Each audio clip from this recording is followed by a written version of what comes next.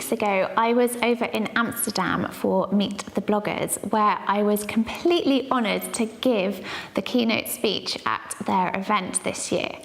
I thought it would be really fun to also share this with you because I actually found it really inspiring to write the speech and to look back at how I have got to where I am now and how I started in my blogging adventure all those years ago. So back in 2006, I was sitting in a cafe with my husband and a friend of his, and they were talking all about a blog. So my husband was setting up this new blog for this guy, and I was so interested. I was really fascinated by the idea, and I really wanted to have one for myself. I had lots of ideas of the types of blogs that I would love to run, but at the time I was running a wedding and portrait photography business.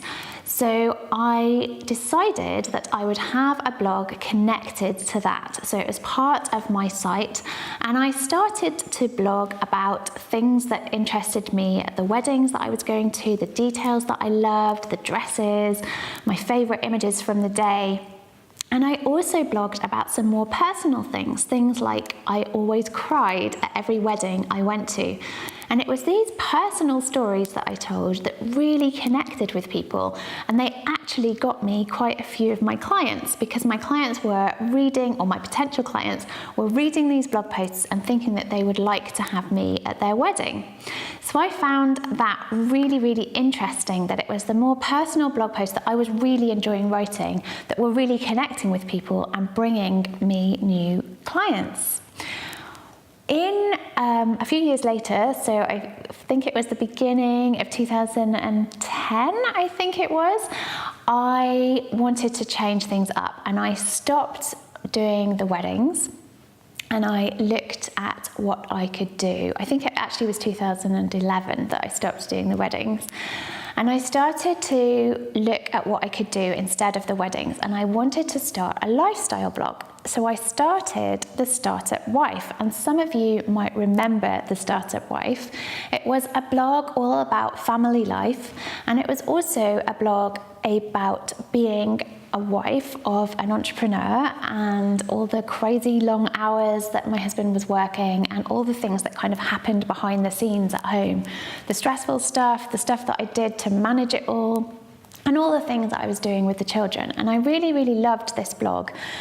But I had bigger plans. I had plans that it would lead to things like workshops and a studio, and I wanted to write a book, and I had lots and lots of plans.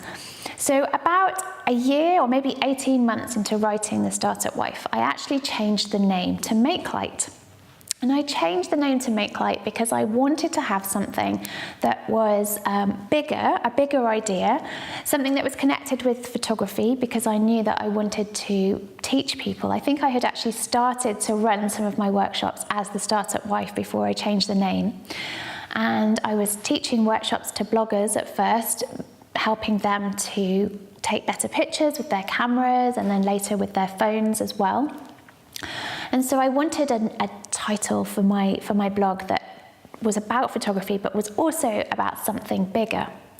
So Makelight happened, and we did a redesign, and we moved on to Squarespace, and my husband built all that for me, and Makelight was born.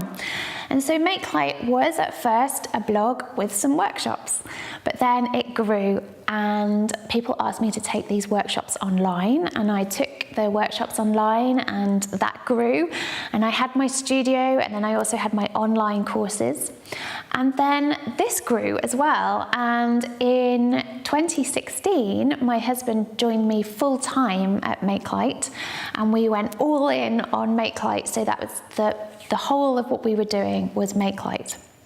And he built an online learning platform, and we moved away from the workshops, and we went pretty much all online, these online courses. And then we also started the Makelight membership. So because the real thing that was coming out of both the workshops and the online courses was the community side of things. And this was something that really interested me and I was super, super passionate about, and I still am very passionate about today. So I wanted to have this community so that people weren't just coming for one workshop or taking one online course, but they were staying and they were learning from each other and building this community that was online, but also a community that could be offline as well. And so the Makelight membership grew, and today we have about 700 members, which is super exciting. And this was all great, and I started to change the way that I was blogging. So I had been blogging in a very personal way. I'd been blogging in a personal way right back when I was doing the wedding photography.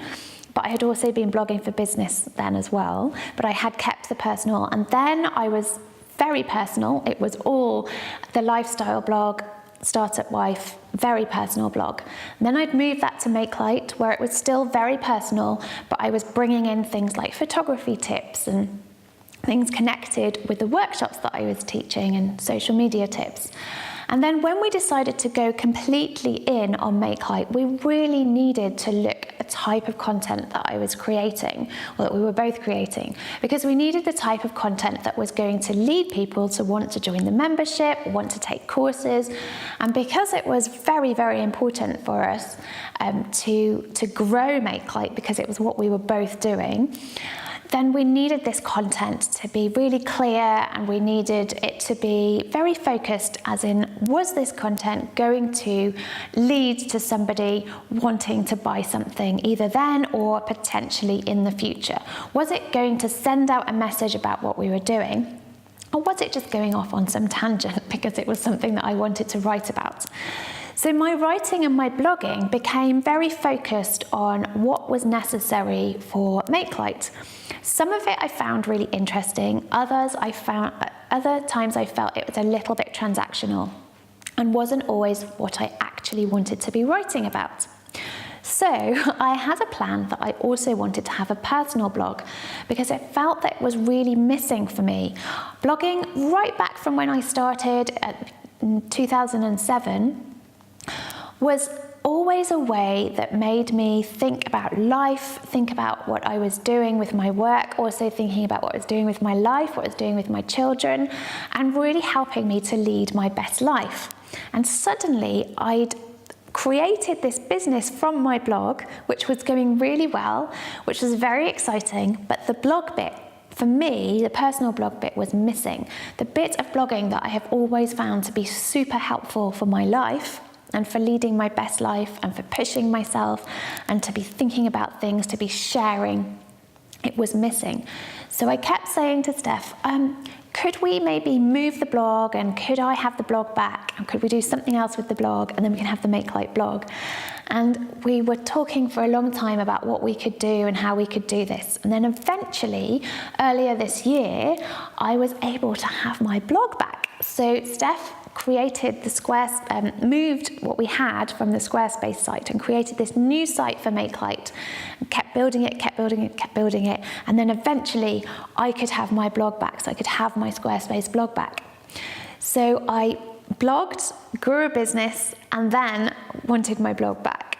So I started a personal blog earlier this year called The Quinskis, where I can share all my creativity, the things that I do with my children, our travel adventures, think about bigger questions, think about being a working mum, lots and lots of things that I have started to share and have many more plans of what I want to share. I have that back, and it feels amazing, even though I haven't been able to do as much writing on it as I've wanted to so far, although I have big plans to change that in 2018. But I am so excited because I know that I have this space, and it feels great to have that space back. And it has also enabled me to fall in love again with what I'm doing on Makelight. So my Makelight blog, I feel like I have that back as well, bizarrely. And I feel now that blog posts that I'm writing are not so transactional. They are again from my heart, but they are for Makelight. And so I feel now that I have my two blogging areas, my personal blog and my work blog, and I feel like I'm able to really blog as myself on both of them, which I find really, really exciting.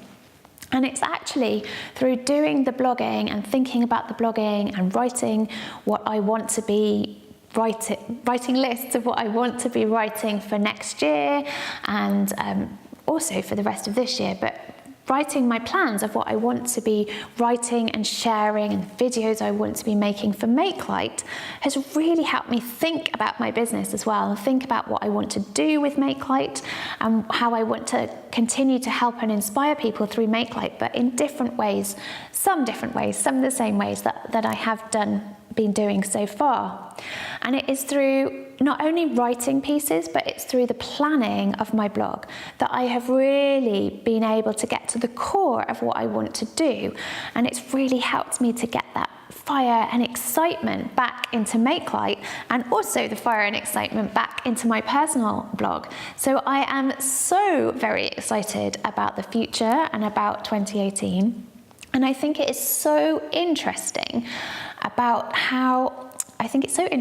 how a blog and the writing process, and not only the writing process, but the planning process, and really taking time to think about and brainstorm all the ideas that we could write about, can really fire up ideas about running a business or running life indeed. And so I think it is the combination of the two for me that has really, really helped me to spend some time over the past few weeks really thinking about how I want my 2018 to look, both personally and in my work, and how I can share that with others through my blog and through the work that I do.